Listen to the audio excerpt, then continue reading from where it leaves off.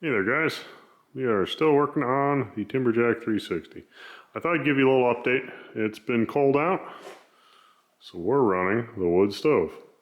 Don't worry, plenty of dirt bikes. Anything off-road really. So, I showed you guys putting in the engine and the transmission, or at least wheeling them across the room.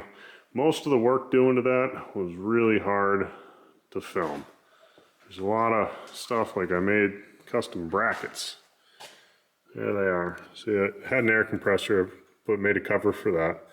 But these are the original Perkins engine brackets, engine mounts. And I added an extra top piece and used one hole and re-drilled it to make those. So I did that both sides. They are mounted on rubber. The rear mounts, I had to make a spacer. These are the mounts from the 6BT, also on rubber, re-drilled and tapped. This 2-inch block of steel, well, that was fun. And then in the back, transmission's the same as always. I did swap out, they had steel blocks in here before, I put rubber in. I'd rather have it soft. So this is all going on. Then I hooked up the oil filter for the transmission, and the valve body is back in place. Just covering it up so no dust gets into those ports.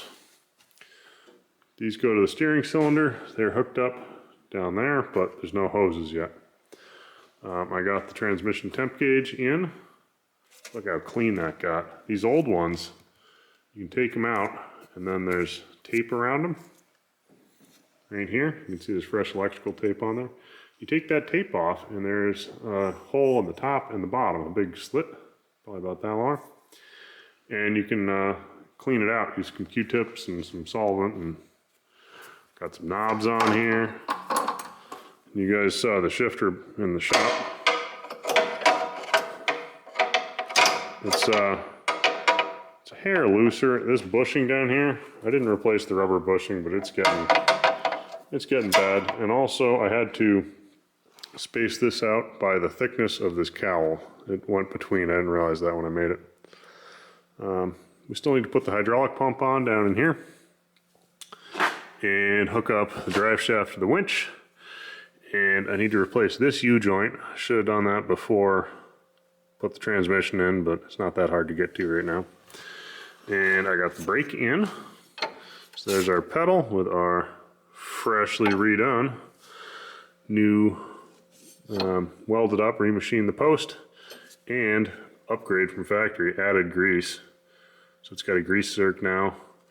It's supposed to be a Ford master cylinder. I have not filled it with fluid and bled it yet, because I'm not sure how the lines can interact with the floor. So I figured I'd wait till I put the floor in case I have to disconnect it and change it.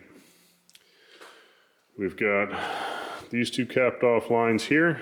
These are to and from the transmission cooler, which, if you look underneath in my pile of parts, there it is. It's got a 12-volt fan on it. It's a little standalone unit. I'm not sure where I'm mounting it yet. I kind of wanted to get all the stuff that has to go in a certain spot in place, and then I'm thinking right up in here, but I also need to put a fuel filter up, and that really could go up top in the cage when the cage gets in. So Cradle's back in place, super tight. This is brand new pins. We did a video making the pins. I had some spacers cut out, which required a little bit of grinding, but I got them in there. So it's got fresh spacers / thrust washers, whatever you want to call them, in there, with new pins, new spherical bearings. I actually did not have to line bore this, which I'm okay with. I can line bore, but didn't have to. I managed to put fresh spherical bearings in the cradle itself, so this is all nice and fresh. Did that before putting the motor in.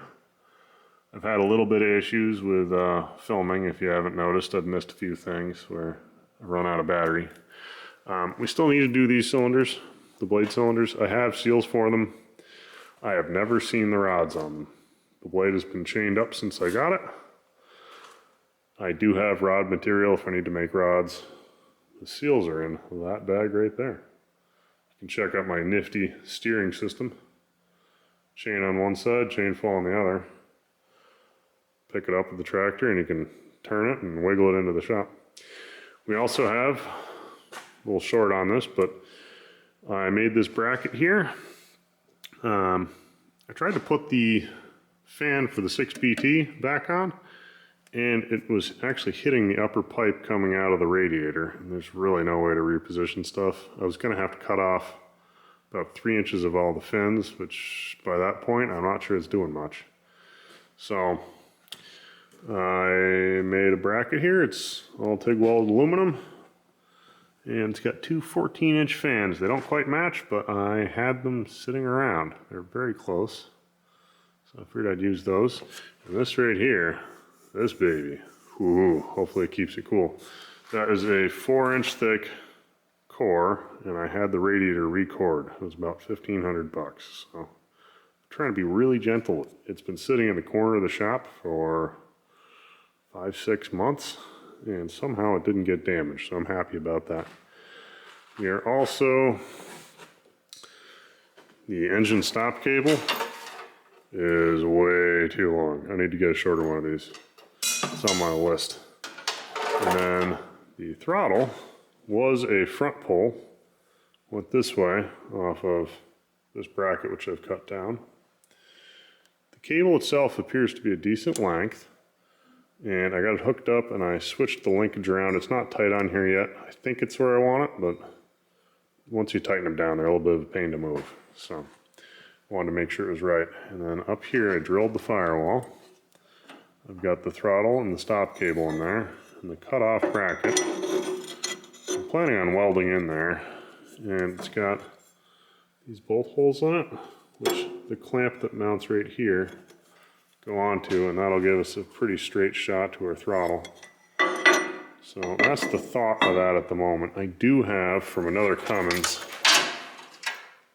this is out of an international dump truck, I pulled a big cam 400 out of. This is the throttle cable from that. Now it's got a bracket, which cable's too short, but this bracket I'm very curious about. I might think about using that. I'm gonna sleep on that. So it's sitting here to remind me. And I'd lift the hood. It's just sitting on there. I'm gonna have to do some modification. It doesn't quite fit. I got some paint drying. Those are the lower radiator tubes. I'm painting them so they don't rust off. I will show you next time, but the upper hose, this is actually off the bus. This pipe here, this came out and went straight up. And I cut it and TIG welded it. So now it fits in there real nice. We're going to add a coolant reservoir up in the cage up high, just to add a little bit of modern safety onto the engine. As it is, you can see the head is about the same height as the radiator. If you get a little bit low on coolant, you can fry the head gasket. The modern system with the coolant tank, you put coolant above the head, and that way you have a bunch of capacity for any sort of loss. If you pop a leak or something happens, you don't just blow your head gasket out. So I'm gonna do that. I've got a coolant tank out of a F550, which has a nice bracket, and I think it's gonna work really well. We did change the starter out. This is, I believe, a marine starter. The one that was on here had the solenoid right where the frame is, so I got one that had the solenoid down low.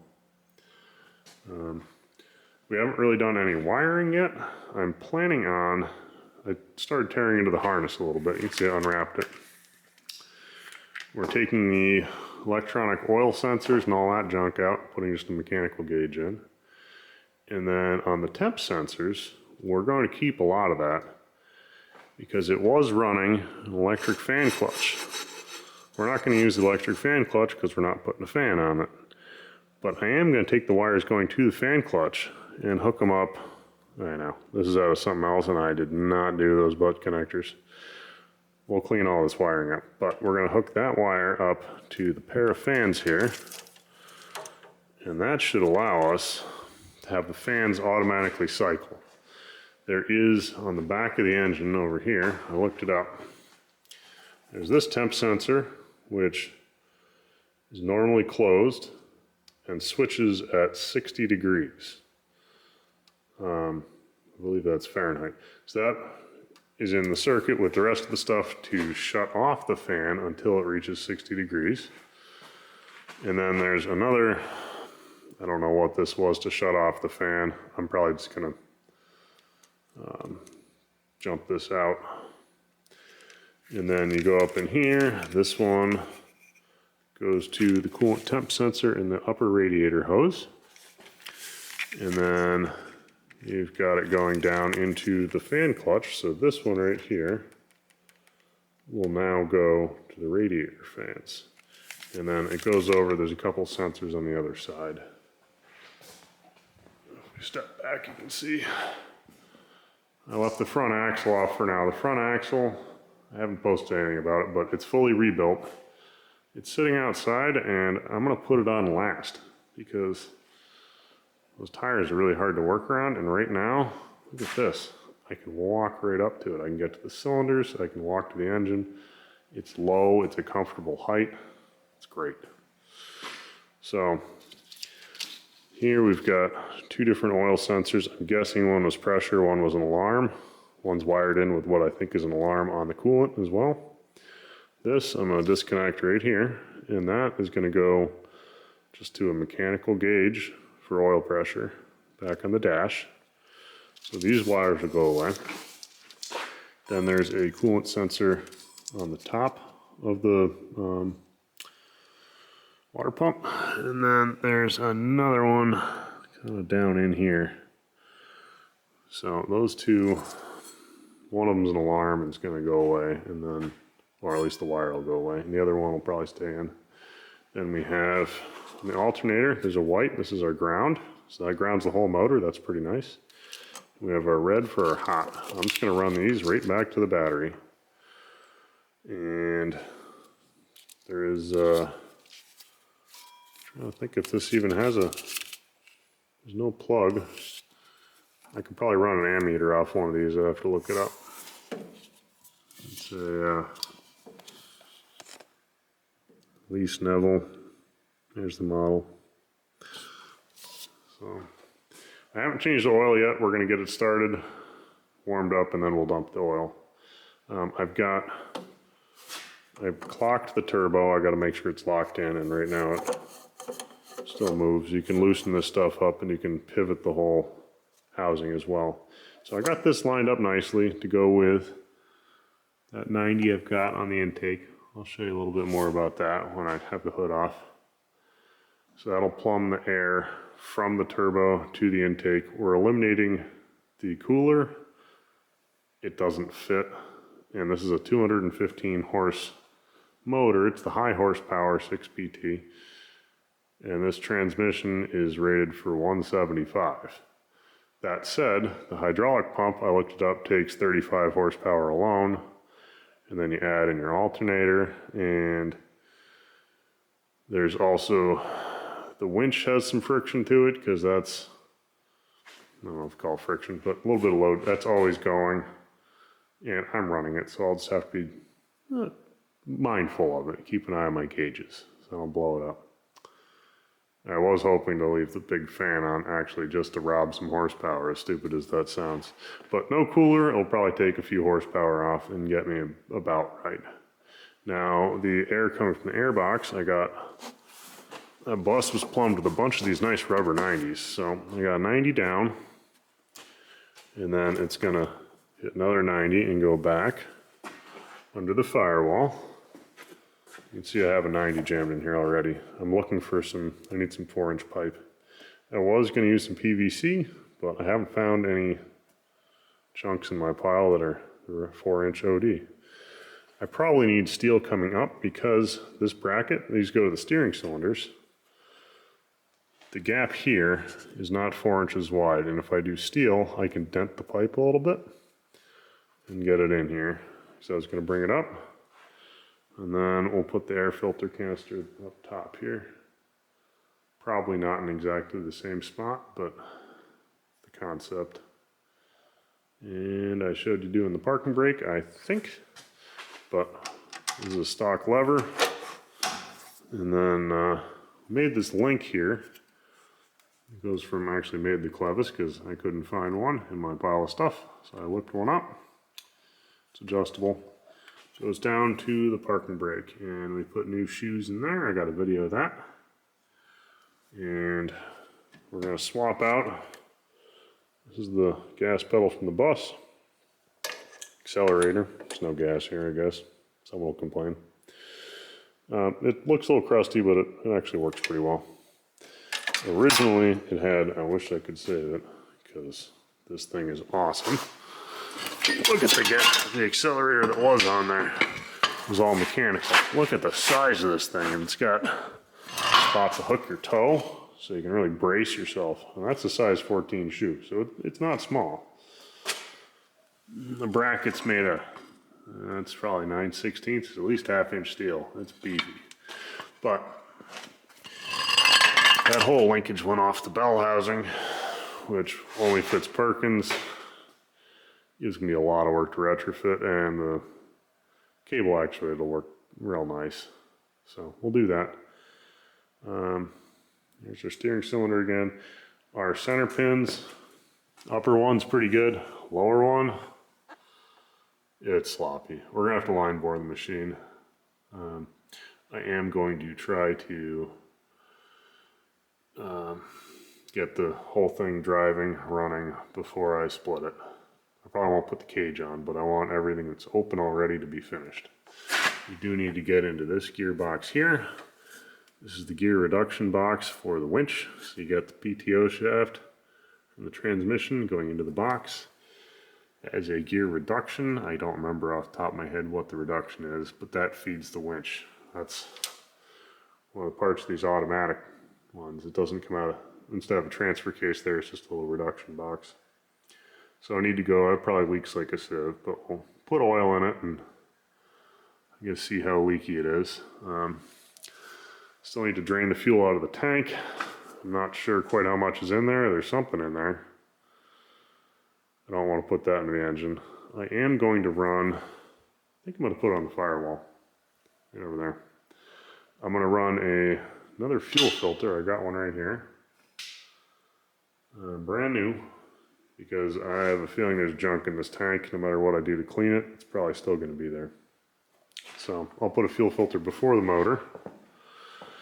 And then back here, these fairleads could really use some fresh bearings because they don't like to turn. That sword turns. They look like sealed bearings. I just got to get in there and mess with that. And then there's some cracking, and this whole thing is, I can't do it by hand, but it's loose. Some pretty good cracking actually. Really lousy welding too. Yeah, there's the missing bolt. I think for starters, I might just drop it down until I have some more time. We're approaching the season. Here's the air filter housing I want to put on. And we got plenty of hose protective wrap and some batteries, and I got everything tucked in out of the way. And this rear diff, this is the rear drain plug here. Can't really see it in the dark. I have not been able to get that out. I've gone through a whole bunch of sizes of extractors and they just strip. I'm going to weld a nut to that and get that out because I pulled out the fill plug and I can't feel anything in there. So hopefully that's better than the front one was. The front one just looked kind of like a milky latex paint. It was so old and watery. But we'll get that changed, and tires are doing okay. This one's actually getting kind of low. I did change out the valve stems. Oh geez, it's got some dry rot going on. I didn't see that before. Hopefully these don't just chunk off. Some of these old tires you start going and, you know, maybe it's going to. That's a big fresh chunk that fell out of it. Hopefully I can get a season or two out of them. I'll wrap them in chains, of course. The winch, look at that rat nest. Needs cable. I really hope it works. We may end up doing a winch rebuild, I don't know. I do have a Swede winch off a case skidder that I got for 200 bucks. Fully functioning, running well. If this one doesn't work and I'm tight on time, that may get put on here for the moment till I get this rebuilt. There is also this same winch, one town over, I found listed with a skidder as a broken winch. Said the drum's bent. I may see if I can pick that up for a couple $100 just for parts so that all the gears are good. Anywho, it's enough rambling. If you like what you see, you want to see more, when we talk about something in particular, let me know. I hope you enjoy it. Leave comments. Subscribe if you haven't. It does actually help me out. And have a good day. Enjoy. We'll see you next time.